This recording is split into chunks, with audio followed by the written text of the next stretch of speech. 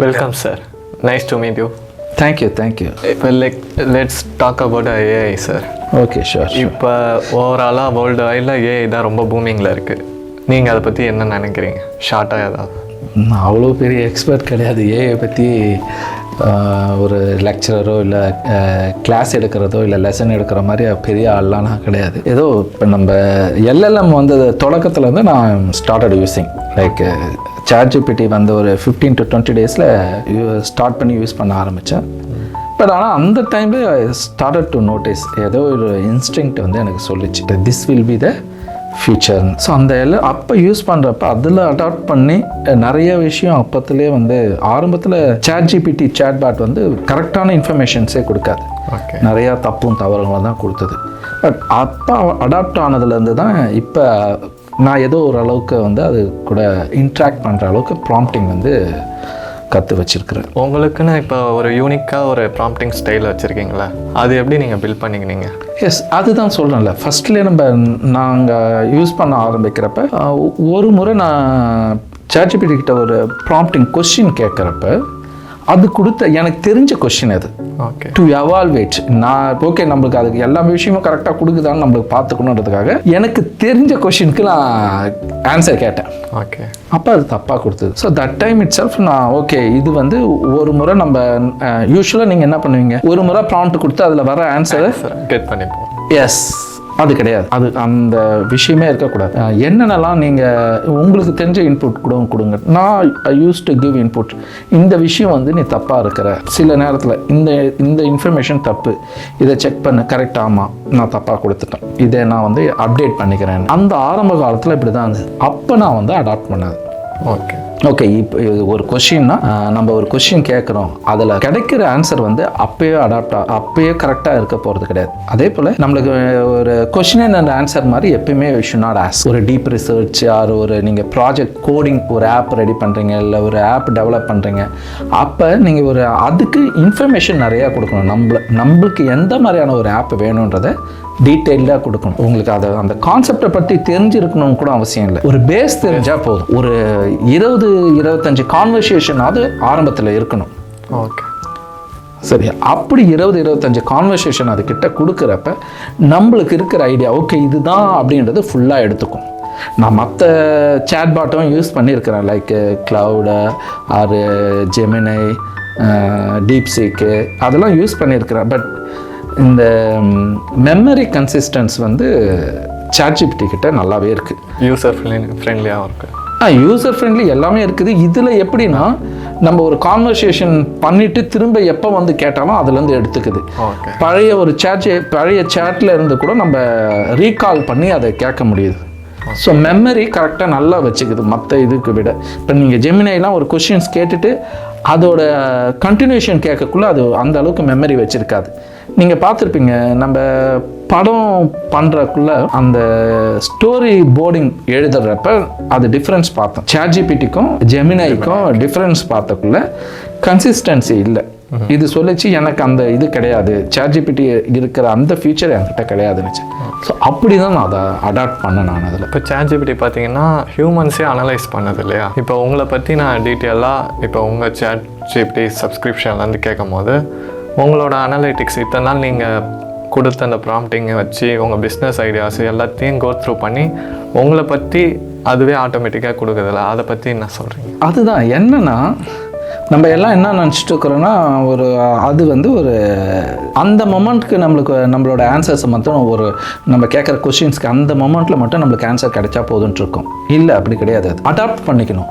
நம்ம எந்த ஸ்டைலில் அதுக்கு இருக்கணுன்றதை அதை அடாப்ட் பண்ணிக்குது. ஆக்சுவலாக ஒரு ஈச் அண்ட் இண்டிவிஜுவலுக்கு ஏற்ற மாதிரி அது வந்து ஆன்சர் கொடுக்குது. ஸோ ப்ராம்ப்டிங் வந்து அது each and every individual it differs, it adapts to that individuals. Next 3 இயர்ஸில் இந்த எல்எல்எம் கான்செப்ட் எப்படி சார் இருக்கும், எப்படி பூம் ஆகும்?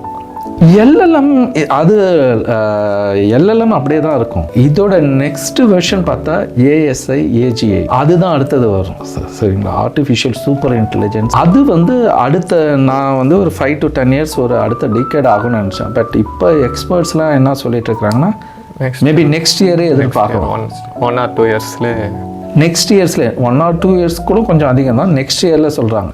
ஸோ எல்எல்எம்ன்றது இப்போ எஸ்எல்எம் வந்து நிறையா வரும். இப்போ எல்எல்எம்ன்றது லார்ஜ் லாங்குவேஜ் மாடல்லையே இப்போ ஸ்மால் லாங்குவேஜ் மாடல். நம்ம கூட அதை பற்றி பேசிட்டு இருந்தோம். நம்ம வந்து நம்மளோட பிஸ்னஸ்க்காக ஒன்று ரெடி பண்ணணும்ட்டு பேசிட்டு இருக்கிறோம். அது வந்து நிறையா இருக்கும். அதுக்கு என்ன வித்தியாசம் படும்னா, நம்ம வி கான்ட் அஃபோர்ட் எல்எல்எம், ஆனால் SLM we can able to afford. இன்னும் ஒரு 6 months or 1 year we will try to or we will work towards our own SLM. So அடுத்த இதோட ஃபியூச்சர் பார்த்திங்கன்னா எஸ்எல்எம்ஸ் நிறையா வரும். ஒரு பெரிய கார்ப்பரேட் மாதிரி நம்மளுக்கு வந்து இப்போ ரிசோர்ஸ் இல்லைன்றதுனால நம்மளுக்கு ஏற்ற மாதிரி நம்ம பிஸ்னஸ்க்கு ஏற்ற மாதிரி நம்ம எஸ்எல்எம் ரெடி பண்ணுவோம், கண்டிப்பாக டெவலப் பண்ணிப்போம். அதுக்கு நோக்கி தான் நிறையா எஸ்எல்எம் வரும். சின்ன சின்ன கம்பெனிஸ் கூட அவங்களுக்கு சொந்தமான ஒரு எஸ்எல்எம் வச்சுப்பாங்க. ஏன்னா அந்த எஸ்எல்எம் வந்து you don't need to depend on LLM. To some extent நம்மளோட பிஸ்னஸ்க்கு ஏற்ற மாதிரி எஸ்எல்எம் நம்மளுக்கு ஏற்ற நம்மளோட பிஸ்னஸ் கான்செப்டுக்கு அந்த இதுவே போதும். நம்ம பிஸ்னஸ்க்கு அது போதும். நம்மளோட பிஸ்னஸ் கான்செப்டுக்கு நம்ம பிஸ்னஸ் ரன் பண்ணுறதுக்கு அந்த எஸ்எல்எம் போதும். அந்த அளவுக்கு அது வந்து சப்போர்ட் பண்ணணும் நம்மளுக்கு. இப்போ எத்திக்கல் ஏஐ பார்த்தீங்கன்னா one of the business side வந்து அதை பாசிட்டிவாக கொண்டு போகிறாங்க. இப்போ அதர்ஸ் வந்து அதை நெகட்டிவாக யூஸ் பண்ணுறாங்க. அது பார்த்தா அதில் பெருசாக எனக்கு அதை எப்படி எடுத்துகிட்டு வர போகிறாங்கன்னு தெரியல. அது யாரும் அப்படி சொல்லிட்டோம், அந்த ஓப்பன் ஏஐக்ஸ், கூகுள் அவங்க எல்லாமே பேசுகிறாங்க. ஃபஸ்ட்டு ஒரு கன்க்ளூஷனுக்கு வந்தாங்க 2 yearsக்கு முன்னாடி. நம்ம கொஞ்ச நாளைக்கு வந்து இதெல்லாம் வந்து இந்த அடுத்த ஏஜிஏஎஸ்ஐ பண்ணுறதை வந்து நம்ம வந்து கொஞ்சம் ஸ்டாப் பண்ணி வைக்கலாம் தான் பேசினாங்க. பட் அது ரியாலிட்டிக்கு யாரையும் இன்னொருத்தவங்களை நம்பாமல் தே ஸ்டார்டட் யூஸிங். அது எத்திக்கல் வந்து இதுக்கு எப்படி அடுத்த வெர்ஷன் நீங்கள் எத்திக்கல் சொல்கிறது டார்க் வெப்பை பற்றி தான் சொல்கிறாங்க. இப்போ சம்படி யாராவது மிஸ்யூஸ் பண்ணும்போது அது ஆல்ரெடி அந்த வோம் ஜெயிலரை ஓம் கில்லர் ஐ திங்க் வோம்னு நினைக்கிறேன், அவங்க வந்து இந்த டார்க் வெப் மாதிரி அவங்க started recruiting developers for AI. அவங்க ஆல்ரெடி ஆரம்பிச்சிட்டாங்க. அது எப்படி கண்ட்ரோல் பண்ணுறதுன்றது so governments world governments countries எடுக்கிற டிசிஷனில் தான் இருக்குது. டெஃபினட்டாக அதுக்கும் வரும் தான். அதில் தான் இப்போ நம்ம லாங்குவேஜ் பற்றியும் பேசணும், ஓஎஸ் பற்றி பேசணும். அதுவும் வந்து ஒரு காலத்தில் இந்த எஸ்எல்எம் வந்து ஓஎஸ் மாதிரி அடாப்ட் ஆகி தான் வந்துக்கும். அவங்கவுங்கள இந்த சைபர் கிரைம் ப்ரொடெக்ஷன் வந்து எனக்கு தெரிஞ்சு மோஸ்ட்லி வந்து மேபி இப்போ நான் ஓஎஸ்ஸே வந்துடும் நினைக்கிறேன். சின்ன அவங்கவுங்க கம்பெனிக்கு ஏற்ற மாதிரி ப்ரோக்ராமிங் பண்ணிப்பாங்கன்னு நினைக்கிறேன். வெளியில் போகிறப்ப அது விண்டோஸ் ஆன்லைனில் நெட்டில் போகும். கம்பெனிஸ்க்கு வந்து தனியாக அவங்க ஓஎஸ் பண்ணிக்கினா இது வந்து என்னோட நாலேஜுக்கு ஏற்ற மாதிரி யோசித்தது.